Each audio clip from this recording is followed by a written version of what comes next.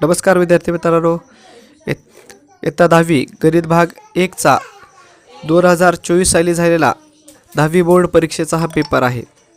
तुम्ही याचा नक्कीच सराव करा, याचा नक्कीच तुम्हाला फायदा होईल, जेणेकरून मागील गणिताच्या पेपरमध्ये कुठले प्रश्न विचारले गेलेले आहेत त्याचा आपल्याला अभ्यास करता येईल। त्यासाठी हा व्हिडिओ नक्कीच तुम्ही पहा। तुम्हाला जर हा व्हिडिओ इन्फॉर्मेटिव्ह वाटत असेल तर नक्कीच या व्हिडिओला लाईक करायला विसरू नका।